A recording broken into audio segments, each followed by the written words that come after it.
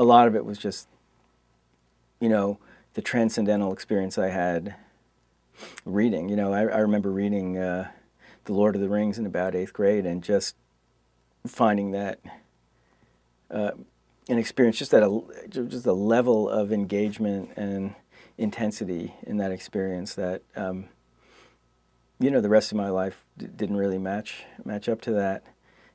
But I always also had that impulse to, if I liked something or was excited by something, I wanted to do it. I never was that comfortable in the role of fan, and I knew a lot of people who were. There are people I knew who just were fanatical baseball fans, and it really enriched their lives to kind of go to a lot of games, know more about statistics than everybody else. Whereas if I liked baseball, I wanted to play baseball. And certainly that happened to me with rock and roll when I was about 12, 13. I started listening to Led Zeppelin and Aerosmith and David Bowie.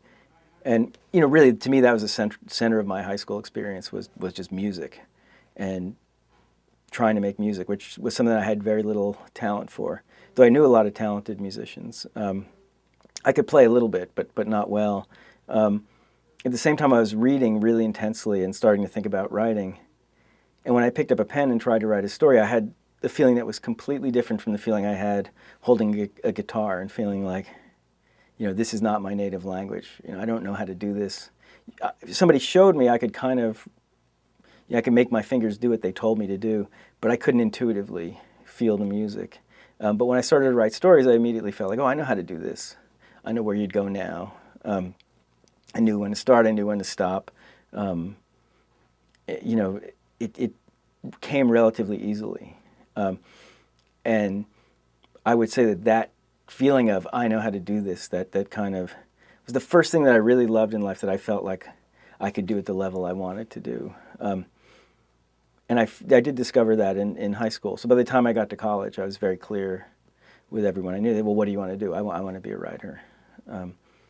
So I guess that is relatively early, but I'd be surprised if a lot of other writers didn't say the same thing. I read as a kid, and my mother certainly encouraged it, but they weren't educated people. They were working class people. And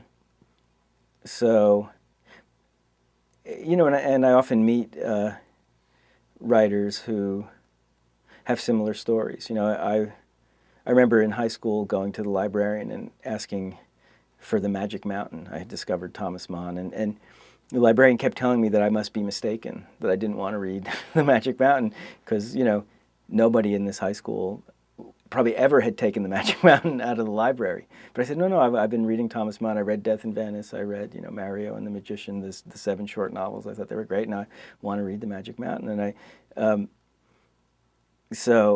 it seems funny now, but I certainly didn't have a particularly literary childhood.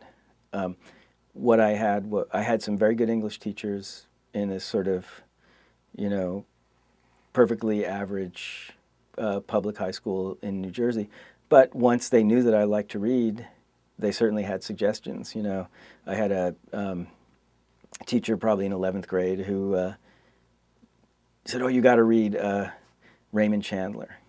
And, I went on a binge of reading hard-boiled detective fiction back then. I still feel the influence that had on my writing. I think I found Chandler so stunningly good, and I found that writing so bold and funny and colorful. And I still think of that as a kind of ideal for a prose style. And so that was just a recommendation from a high school teacher, but I was just the kind of kid who took it. If my English teacher said read Moby Dick, I'd go and read Moby Dick, and if they said read Raymond Chandler, I'd read Raymond Chandler because I was just hungry. It was the same thing. I think there are a lot of kids do this with music. If your friend says, hey, you got to listen to King Crimson, or you got to listen to Radiohead or whatever, they'll go out and listen to it. But I was like that with books, and that to me is that's the one sign I think when I meet a young writer. I feel like if they read really passionately, that to me is the one mark of you'll be all right. I'm always mystified when I meet